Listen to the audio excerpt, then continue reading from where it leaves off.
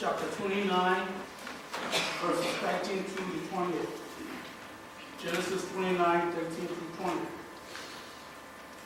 As soon as Laban heard the news about Jacob, his sister's son, he hurried to meet him. He embraced him and kissed him and brought him to his home. And then Jacob told him all these things. Then Laban said to him, "You are my own flesh and blood." After Jacob had stayed with him for a whole month, Laban said to him, "Just because you are a relative of mine, should you work for me for nothing? Tell me what your wages should be." Now Laban had 2 daughters. The name of the older was Leah, and the name of the younger was Rachel. Leah had weak eyes, but Rachel had a lovely figure and was beautiful. Jacob was in love with Rachel and said, "I'll work for you 7 years in return for your younger daughter Rachel." Laban said, "It's better that I give her to you than to some other man. Stay here with me." So Jacob served 7 years to get Rachel, but it seemed like only a few days to him because of his love for her.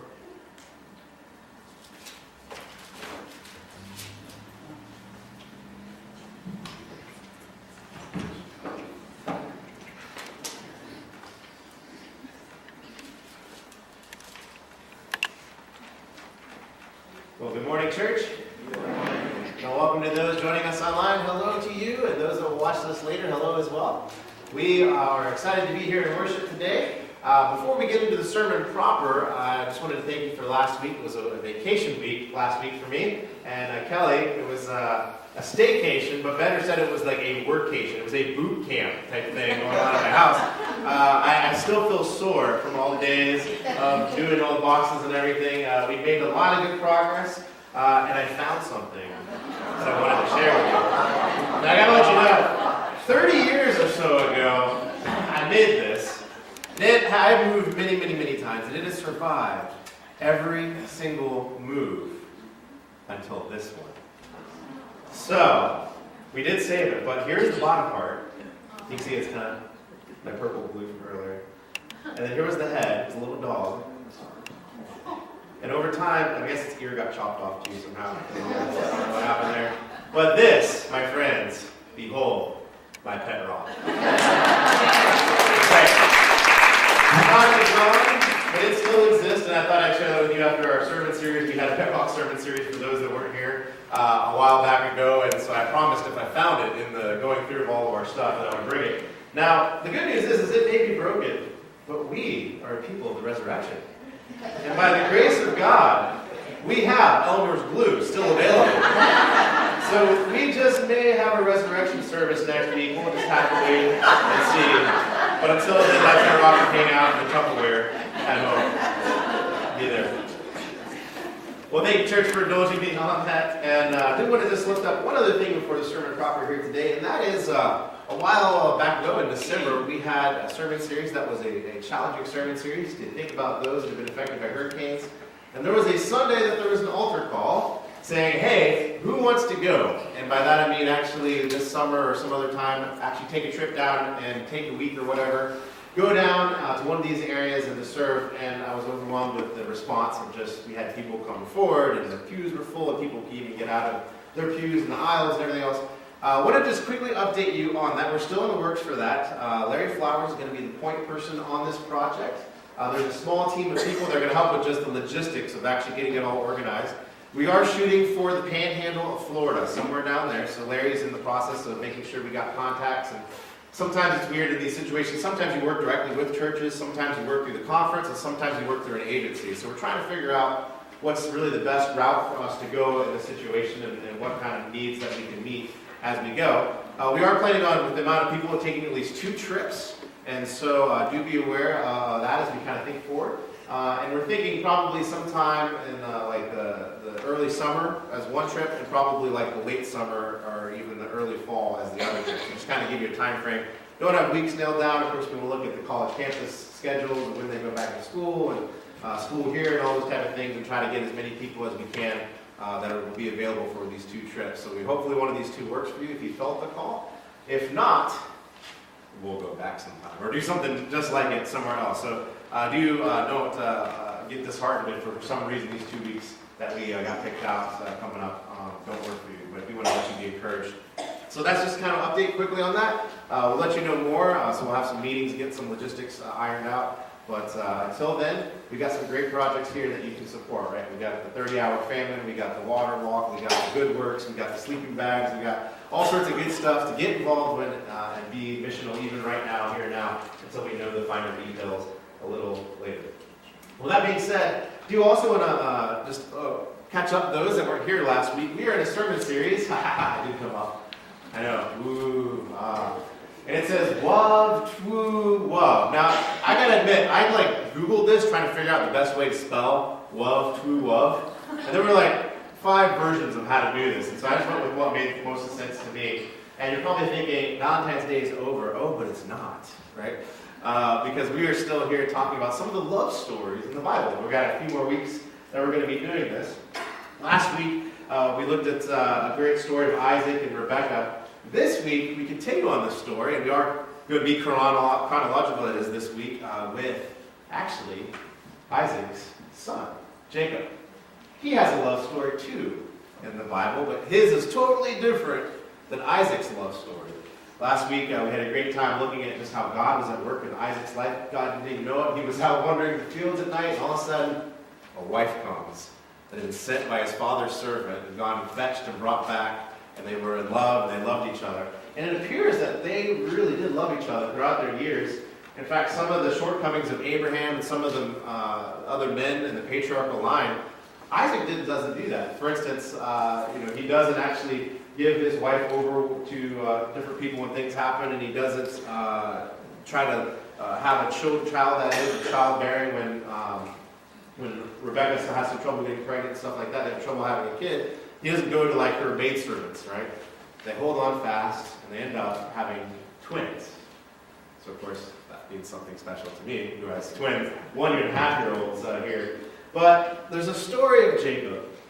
And before we can really tell it, I wanted to remind you of the greatest movie of romance that there is.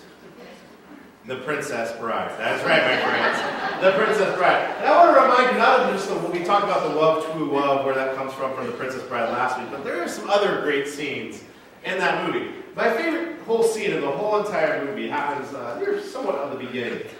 And what has happened at this point is there are these 3 guys, and they've kidnapped the princess, and they're taking the princess hostage type of thing, and they're running off with her, and they're being chased by a man in black. And they climb up the cliffs of insanity, and they get to the top, and finally one of the 3 guys is set back to say, hey, use your swordsmanship skills, finish this guy off, don't let him chase us, we need to get away with the princess. And so his name is Inigo Montoya. And Inigo Montoya sits there, and he waits for the guy to come up the cliff, then he throws him a rope, then he lets him get his breath back and all this stuff. Because Inigo is a master swordsman of great renown. He has practiced 20 years since the 6-fingered man had killed his father, and he has quested for revenge. And so the man in black gets up, and of course one of the questions is, do you happen to have 6 fingers on your right hand? He doesn't, right? Because he's the man in black. He's the good guy, actually, turns out. And they're sitting there, and they finally have their sword fight. And the banter in the sword fight is so great. There's actually, things it refers to. So they have this little sword fight, they know, the music's great, and the little sword, ching, ching, and all that stuff. And they're doing this, they're having this whole conversation. And one guy goes, ha! You're using Benetti's defense against me, ha! And the guy goes, I thought it fitting, considering the rocky terrain. He goes, well, it would be, but you naturally assume that I'm going to use Capoferro. And he goes, I do, but Thibault naturally cancels out Capoferro, don't you think? And then the other guy goes, yes, that is true, unless he has a study, he's Agrippa, in which I have, right? And so, they're having this sword fight. And these actually refer to, legitimate sword fighting techniques throughout the whole area of the world, right, that you could actually use. And so they're going on, they're having this banter, but it gets just so good, because there's this part where the Inigo is looking at the man in black, and he goes, you are wonderful! And as they're sword fighting, he goes, thank you, I've practiced hard to be so. And then Inigo, he says to him, these words, I admit it, you're better than I am. And the man black goes, so then why are you smiling? Right? Some of you know this by heart. You can almost quote it with me, right? And then the Negro goes, guys, I know something that you do not know. And the man black goes, and what is that? And he goes, I am not left-handed. He switches hands. And they fit some more, right? And then they're fencing and they're going on. The man in black is now getting beat. Who's going to win? Oh, I don't know what's going to happen. And so they're going, and all of a sudden they get pushed up on the rocks, and they're kind of pushing each other and doing these things. And then the man in black says these words. He says, there is something I ought to tell you. And he goes, tell me. And he goes, I am not left-handed either. And he switches hands. And then he does it, and he knocks his sword out of the way, and then the guy has to go jump, and then the man in black throws his sword. He lands it perfectly, sitting upright. He jumps onto the big gymnastic kind of wheel thing, and he does this big huge flip, lands it perfectly, grabs his sword, and is ready again. And the Inigo goes, who are you? And it goes on from there, and has some really great wit, and it's great. But I wanted to focus on that idea of I am not left-handed, the deception. Now, of course, in this movie, they're trying to be, nice people because they know they're so good swordsmen that they don't want the other person to just lose right off the bat. So they start left-handed until they realize the other person truly is a master swordsman. But there's the story in the Bible, guess what? It has some moments where it says, ha ha ha, I am not left-handed. But it does it in a much more dubious way, a much more I'm actually trying to get you way. And so the story of Jacob, it comes in the Bible in chapter 29 of Genesis of him finding his wives, and a little bit on there. And so the story of Jacob, you got to know a little bit of the backstory. And the backstory is these twins aren't exactly lovey-dovey brothers, right? They're very, very different. One is hairy and red, the Bible says. It says that in the scripture, right? You can read it. And the other one is kind of likes to stay and cook and things like that, right? One is a hunter, and one is sort of the homebody. One is the big hairy man, and the other one's I don't want to be necessarily sissy, but he's not the big hairy man guy, right? And so they're very different. They see different things. But the younger brother, because even though they're twins, one was born first, his name is Jacob, which means he grasped because he held on to his brother's heel on the way out of the womb. Now, it's important to note the Hebrew language is very metaphorical. So he who grasps, it also figuratively means this: he who deceives. And if you look at Jacob's story, his whole life is a man that deceives. In fact, at this part of the story, it's kind of one of these big questions as you're reading the scripture. You're thinking, man, the world is falling apart. God has called Abraham. He's gotten Isaac. He's made all this happen. And God is now left with Jacob and Esau. What is he going to do with these guys, right? And it ends up, Esau didn't really care for his birthright. He wanted soup more than that. He was hungry, and so he gave it away he sold it to Jacob. And Jacob, even though he was crafty, even though he was a deceiver, he honored that more than anything else. And so the story goes, he deceives his brother's mad and makes this sworn oath that I will kill him when my father dies. Because at this time Isaac is old and is passing away. And so Jacob flees, and he goes to the same area that the servant for Isaac went to, and he goes out to go see some of their family. And this is Padron, it's up by Iran and all that type of stuff. And he goes back up, and so he flees, and he finds his relatives. And there's Laban, the district day, who's now sort of the patriarch of this part of the family. But he meets these shepherds outside, and they're about to water their sheep. And how this would kind of work is what we understand is there are these springs out in this area of the world. And you get aqueducts that would come through the mountains and stuff. So some dry areas, you could have a bunch of water. So what they would do a lot of times is they would put a big boulder in front of these aqueducts, let the water just accumulate and get really big. And then when they opened the rock, it would flood out, and this whole area that was like a basin, if you will, would flood up, be like a big water trough for all the sheep to just jump in, and they'd be standing in the water, but they'd be able to drink. And it would do that fast enough that it wouldn't soak into the ground for the sheep to get their drink. And so what would happen is Jacob's there, and he sees these shepherds, and he asks them who they are, and they tell him, that we're from this area, and he's saying, yes. And then all of a sudden, Rachel, right, comes around, and she's a shepherdess, right? She must have been a really nice-looking shepherdess. He sees Rachel, and immediately has already thought, this is the woman, right? And so he's going to do whatever he has to. So I've always wondered if the other shepherds wanted to mock him for this, but he rolls the stone away for Rachel because she was out being a shepherdess for the sheep. Rolls the stone away, finds out who she is, waters the sheep of Laban and Rachel, and then Laban hears about it, comes running, greets him. They bring him home to the Laban's house, and they talk with him more, and time goes on. He works for Laban for a while, and Laban finally says, hey, if you're going to stay with me, you shouldn't be working for free. That's not really allowed. So what is your wages? What is it going to be? And as we read today, Jacob says, let me marry your daughter, Rachel. It's Rachel. Right? He really likes Rachel. He is in love with Rachel. And I love this part in this story, right? Laban goes, okay, great. Work for me 7 years, and at the end of that, you can have my daughter, Rachel. And Jacob says, and it says in these scriptures, it's really powerful words. He says, so Jacob worked for 7 years, but to him it felt like nothing because he was so in love with Rachel. Except the great deceiver is about to be deceived, because as you read on in this story, here's actually how the love story goes. This lets you know how chaotic the ancient world was and how crazy things could get. So the time comes, he's worked his 7 years, he's about to have his wife Rachel, and they're having the big party and everybody's celebrating, and I wonder if he's just really drunk or what happens. But anyway, somehow he's sent to the room, and his wife is supposed to come meet him, and a woman is sent. Wake up in the morning, it's not Rachel. Hello. It's Leah, the older sister. And Jacob comes out and is like, Laban, what have you done to me? What did you do? And he says, oh, it's not custom for us to do that. The older one has to marry first, so you have to take Leah. Work for me another 7 years, and I'll let you go ahead and have Rachel too. Whoops. And in the words of, in our Bible study Wednesday night, for those that have been part of it, in the words of Andy Stanley, if you have a favorite wife, it will not go right with your life, right? We kind of talked about that. So Jacob is in love with Rachel, wants nothing to do with Leah, and so now, what's going to happen? You end up having this birthing war between these two ladies. And it's amazing, at this point of the story, you're thinking, God, your plan for salvation, to bring back the world, it has gone off the cliff, like Thelma and Louise. Right? Big explosion, they always do like a train falls off the cliff, and it never just falls, it has to explode. Anyway, so this is your plan, God. It has just gone off the rails and gone. And yet, it's amazing because God's not done with his promise to Abraham.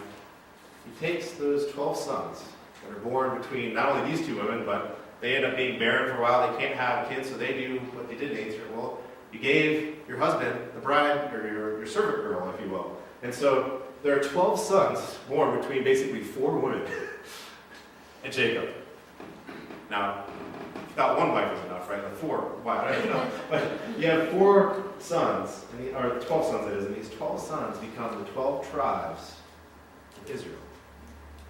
And the 12 tribes of Israel become the great nation of the Israelites, who God works throughout time, through monarchies, and through judges, and through big empires coming and decimate them for Jesus Christ to eventually come. And it's amazing, the story. I think there's kind of 2 things I wanted to point out here for us to think about today. And this romance story of what it could be is, the first is that what it looks like, the things have gone off the rails and are flying off the cliff, that Thelma and Louise are waving goodbye to all your hopes and aspirations. Remember, God's not done. And even in the middle when that car's flying, right? God's not done. Wait for the end. And so maybe that's a word for you today. But I also wanted to point out for this, because I've encountered sometimes Christians in their Christian walk that sort of do this kind of attitude. They say, hey, you know what? I have been forgiven. So don't hold all those bad stuff I did against me. Or the stuff that I'm still doing, don't hold that against me. I'm forgiven, you should forgive me too, and just move on, right? And the simple truth is, if you read the gospel accounts and you read actually what Paul and all of them say, that's not the Christian lifestyle in the first place. But the second thing is, stories like this remind us, God can be working God's promise, but if you're a deceptive cheat, guess what's going to happen, right? As in, God's promise in our lives doesn't prevent the fact that if we make really dumb decisions, that God's not going to let those really dumb decisions come back on us. And just like Isaac, or that is Jacob, I meant to say, Jacob, the great deceiver, deceives others, he himself gets deceived. And even in that, God works God's promises out, and Jacob can't even mess that up. But nonetheless, there's a poetic justice here, where you're going to get what you deserve in some way on this Lord. And so if you're a Christian and you're a follower of Christ, maybe you did have that moment of Jesus has forgiven me, Jesus has wiped away my sin. All that is true. That is all absolutely true.